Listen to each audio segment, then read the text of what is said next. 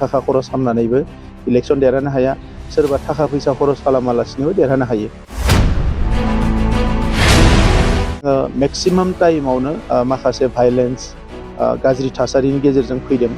दा मानसिफ्रा बुंदों जे नैबे बोसोरब्रैयानो थांनाय 30-40 बोसोरनि गेजेराव रुजुयोब्ला बेस्ट टाइम होननानै बयबो बुंदों।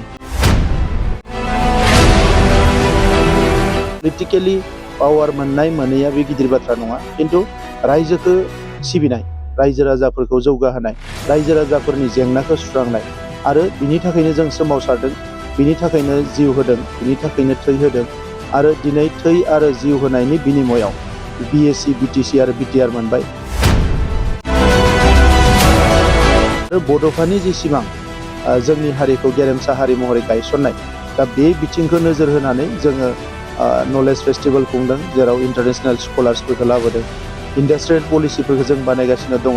मोनफ्रोमबो खामानिखौ जोंनि हारिखौ जौगाहोनो थाखाय जोङो थांखि लादों। रावबो बुंनो हानाय नङा, रायजो राजायासो बुंगोन। डेम'क्रेसियाव रायजो राजानि आखायावनो गोहोआ थायो।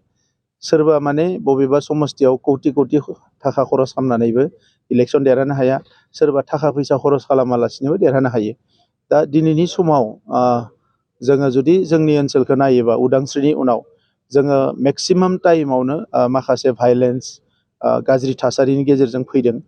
दा मानसिफ्रा बुंदों जे नैबे बोसोरब्रैयानो थांनाय 30-40 बोसोरनि गेजेराव रुजुयोब्ला बेस्ट टाइम होननानै बयबो बुंदों। दा ओंखायनो आंनि साननाया जाबाय मा, जे पलिटिकेलि पावार मोननाय मोनैया बे गिदिर बाथ्रा नङा, खिन्थु रायजोखौ सिबिनाय, रायजो राजाफोरखौ जौगाहोनाय, रायजो राजाफोरनि जेंनाखौ सुस्रांनाय आरो बिनि थाखायनो जों सोमावसारदों, बिनि थाखायनो जिउ होदों, बिनि थाखायनो थै होदों आरो दिनै थै आरो जिउ होनायनि बिनिमयाव BSc, BTC आरो BTR मोनबाय।